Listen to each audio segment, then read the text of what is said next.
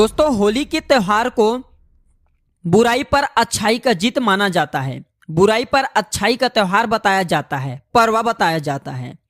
होली के दिन हर प्रकार के पेड़ पौधे जीव जंतु ये सब चैतन्य रहते हैं, जागृत अवस्था में होते हैं। दोस्तों, दम है तो होली के दिन रात 12 बजे इस पौधे को छूकर आ जाना है। छप्पड़ फाड़ धन बरसेगा। दुनिया के कोई व्यक्ति आपको धनवान बनने से नहीं रोक पाएगा। दोस्तों, होली के दिन ये 5 पेड़ जागृत अवस्था में होते हैं और एक पौधे को स्वयं भगवान नरसिंह ने अर्थात स्वयं नारायण ने जब हिरण्यकश्यप का वध किया, असुर का वध किया, तो उन्हें आशीर्वाद दिया कि होली के दिन मैं तुम पर निवास करूंगा। दोस्तों, होली का पर्व बहुत सुंदर पर्व होता है। इस समय समाज में लोग उच्च नीच गरीबी अमीरी के मतभेदों को भूल करके आपसी प्रेम करते हैं। दोस्तों, ये खेती किसान का भी पर्व माना जाता है। ये जो होली का पर्व है, त्योहार है, खेती किसान का पर्व माना जाता है, क्योंकि इस समय गेहूं की बाली को होली में भुना जाता है। दोस्तों, होली उत्साह और उमंग से भरा त्योहार होता है और खास करके विष्णु भक्त के लिए यह त्योहार बहुत ही सुंदर होता है। होली के दिन विष्णु भक्त व्रत भी रखते हैं। होलिका दहन के लिए लोग महीने भर पहले से ही तैयारी में जुट जाते हैं और सामूहिक रूप से लोग लकड़ी हैं, ओपले हैं, ये सब इकट्ठा करते हैं। आप इकट्ठा करते हैं कि नहीं करते, आप हमें कमेंट सेक्शन में जरूर बताना। दोस्तों, फाल्गुन शुक्ल पूर्णिमा के दिन संध्या काल में भद्रा जब दोष रहित हो तो इस समय होलिका दहन किया जाता है। होली जलाने से पूर्व होलिका माता की सब विधि विधान से पूजा करते हैं। अग्नि है, भगवान नारायण है, इनके भी आहुति दी जाती है। होलिका दहन के दिन पवित्र अग्नि के चारों ओर लोग नृत्य करते हैं और लोकगीत का आनंद भी लेते हैं। और इस दिन राधा कृष्ण की लीला जो ब्रज में है ये अधिक होती हैं। इन राधा कृष्ण की जो लीला ये ब्रज में गूंजती हैं। दोस्तों, होलिका दहन के दिन लोग अपने घर में खीर, मालपुआ और कई प्रकार के व्यंजन बनाते हैं और अपने घर की कुल देवी देवताओं को चढ़ाते हैं। क्या आप ऐसा करते हैं कि नहीं, आप हमें कमेंट सेक्शन में जरूर बताना। दोस्तों, होली की पूर्व संध्या में होलिका दहन किया जाता है और इसके पीछे एक प्राचीन कथा भी है कि दीति का पुत्र हिरण्यकश्यप भगवान विष्णु से घोर शत्रुता रखता था। उसने अपनी शक्ति के घमंड में आकर के स्वयं ईश्वर कहना अपने आप को शुरू कर दिया और अपने राज्य में घोषणा करा दिए कि केवल उसी की पूजा की जाएगी और अपने राज्य में यज्ञ हैं, आहुति हैं, देवी देवताओं की पूजा करवाना बिल्कुल ही बंद कर दिया और संत पुरुषों को प्रताड़ित करने लगा। दोस्तों, हिरण्यकश्यप का पुत्र भक्त प्रहलाद भगवान विष्णु का परम भक्त था। पिता के लाख कहने के बावजूद भी भक्त प्रहलाद विष्णु की भक्ति में लीन रहता था। हिरण्यकश्यप ने अपने पुत्र को मारने की भी कई बार कोशिश की, कई बार योजना बनाई, परंतु भगवान स्वयं उनकी रक्षा करते थे। उसका बाल भी बांका नहीं कर पाया।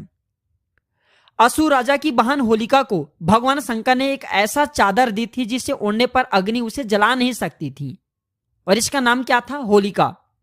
होलिका उस चादर को प्रहलाद को गोद में लेकर के चिता पर बैठी थी।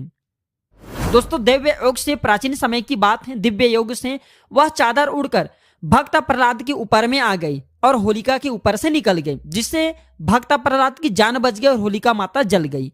होलिका दहन के दिन होली जला करके होलिका नामक दुर्भावना का अंत और भगवान द्वारा भक्त प्रहलाद की रक्षा का जश्न मनाया जाता है। चलिए दोस्तों, मैं आप लोगों को इस वीडियो के माध्यम से बताने की प्रयास करूंगा कि ऐसी कौन सी पौधा है जिसे होली के दिन आपको स्पर्श करके आना है, छू करके आना है और इस पौधा को स्वयं नरसिंह देव ने आशीर्वाद दिया था। कैसा आशीर्वाद दिया था, थोड़ा सा कथा के माध्यम से बता दूं। दोस्तों, वीडियो में आगे बढ़ने से पहले, जानकारी बताने से पहले सभी लोगों से निवेदन करना चाहूंगा, अभी तक वीडियो को लाइक नहीं किए तो वीडियो को लाइक जरूर करना, चैनल को सब्सक्राइब करना, साथ ही साथ इस वीडियो को ज्यादा से ज्यादा शेयर करना। प्राचीन ज्ञान एक यूट्यूब चैनल नहीं बल्कि आप सभी दर्शकों का परिवार है। आप हमारे वीडियो को देख रहे हैं, आप हमारे व्यूअर्स नहीं बल्कि आप हमारे परिवार के हिस्से हैं। आप हमारे परिवार के लोग हैं। जो भी मन में डाउट हैं, जो भी समस्याएं, जो भी प्रॉब्लम है, कमेंट बॉक्स में बिल्कुल ही पूछें। ऑनलाइन आने पर हमारे द्वारा या हमारे टीम के द्वारा बिल्कुल ही आपकी मदद की जाएगी। और हाँ, कमेंट बॉक्स में ओम नमो भगवते वासुदेवा लिखना ना भूलना और आप चाहे तो हैप्पी होली भैया भी लिख सकते हैं।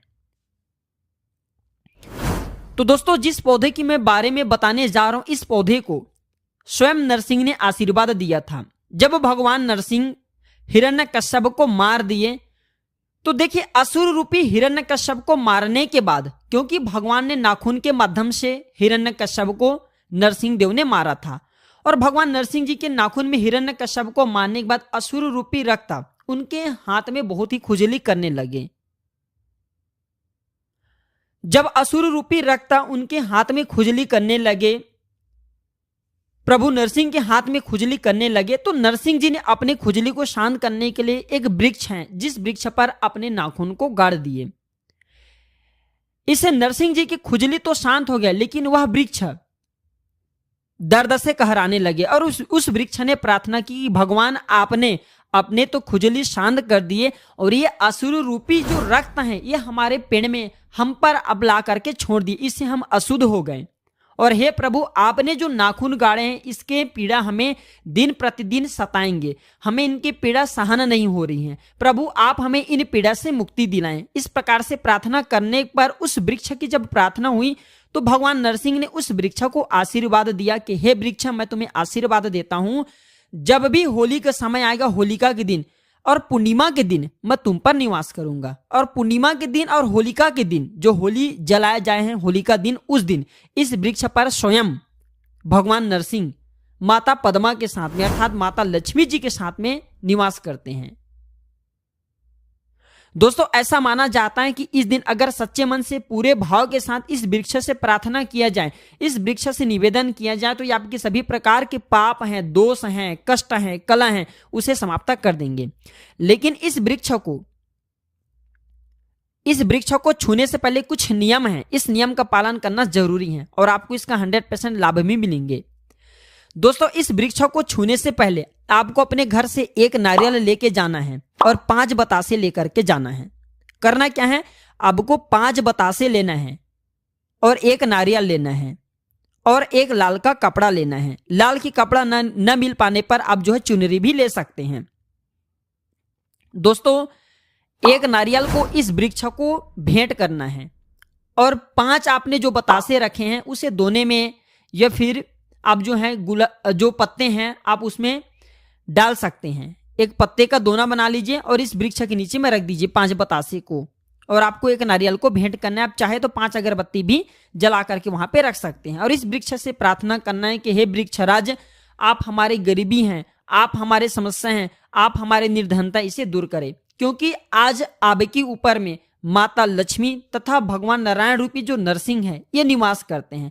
मैं आपके दोनों दिव्य शक्ति का निवेदन करता हूं, आप पर जो देवी शक्ति मैं सबका प्रार्थना करता हूं कि कृपया आप जो है पूर्ण रूप से हमारे गरीबी को, हमारे समस्या को, हमारे परेशानी को, जीवन में चली तकलीफ है उसे आप दूर करें। इस प्रकार से आपको निवेदन करना है और करना क्या है कि इसके एक फल को लाल कपड़े में आपको बांध करके ले आना है। एक फल को लाल कपड़े में बांध करके ले आना है और जब इसके एक फल को लाल कपड़े में बांध करके लाएं तो उस समय इतना ध्यान रखना है कि पीछे मुड़ करके आपको नहीं देखना है। साथ ही साथ जब आप इस वृक्ष को एक नारियल भेंट करें, 5 आप जो है बतासे भेंट करें, तो उस समय इस बात का ध्यान रखना कि भेंट करने के बाद तत्काल इस वृक्ष को नहीं छूना है, इस वृक्ष को प्रणाम करना है, इस वृक्ष में निवास करने वाली देवी शक्ति को प्रणाम करना है। इसके बाद बोलना है कि हे वृक्ष, मैं आपको छूने जा रहा हूं, कृपया मेरे अंदर की जितने भी अलक्ष्मी है उसे आप खींच लीजिए एवं आप मुझे लक्ष्मी प्रदान करें। मेरे अंदर के जितने भी अगुण हैं आप उसे खींच लीजिए और आप मुझे सगुण प्रदान करें। मेरे अंदर के जितने पाप हैं सबको खींच लीजिए और आप मुझे पुण्य प्रदान करें, क्योंकि इसे भगवान नरसिंह देव का आशीर्वाद प्राप्त है कि कोई भी व्यक्ति इस वृक्ष को छुएंगे उनके सारे पाप होली के दिन स्वयं ये वृक्ष खींच लेंगे और उसे पुण्यात्मा बना देंगे। तो इस वृक्ष को इस प्रकार से प्रार्थना करना है, फिर इस वृक्ष को छूना है। दोस्तों इस वृक्ष का नाम है गुलर। जी हाँ दोस्तों, गुलर वृक्ष के बारे में मैं आप लोगों को कई बार जानकारी बता चुका हूं। गुलर वृक्ष एक ऐसा वृक्ष है जिसे साक्षात भगवान नारायण रूपी नरसिंह देव का आशीर्वाद प्राप्त है। भगवान नरसिंह देव ने इसे आशीर्वाद दिया है। दोस्तों ऐसा माना जाता है कि होली के दिन अगर गुलर के वृक्ष को स्पर्श करके आया जाए, छू करके आया जाए, निवेदन किया जाए तो आपके अंदर के अगुण समाप्त हो जाते हैं। आपके अंदर में जो अलक्ष्मी बैठी है, कुलक्ष्मी बैठी है, वह भग जाते हैं। आपके अंदर में जो पाप हैं वह दूर हो जाते हैं। आपने कैसा भी पाप किया हो वह पाप नष्ट हो जाते हैं। इस वृक्ष को छूना है और इस वृक्ष से आपको प्रार्थना करना है। दोस्तों इसी के साथ इस वृक्ष के एक फल को आपको लाल कपड़े में बांध करके ले आना है। और कितने बजे लाना है? आपको रात्रिकालीन 12 बजे के आसपास में ही जाना है और एक फल ले आना है और इस फल को बिना घर में किसी को बताएं आपको धन पेटी में रख देना है। जहां पे आप पैसे रखते हैं, गल्ले वाली स्थान है, वहां पे रख देना है।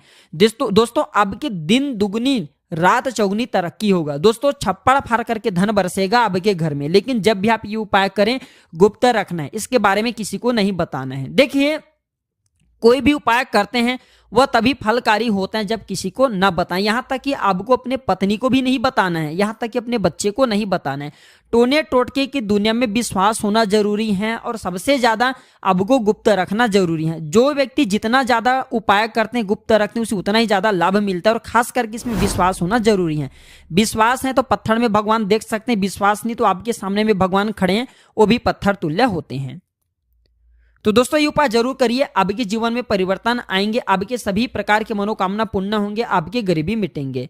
तो दोस्तों ये जानकारी कैसा लगा हमें कमेंट सेक्शन में जरूर बताइएगा। आज की जानकारी पर समाप्त करते हैं दोस्तों। वीडियो देखने के लिए धन्यवाद।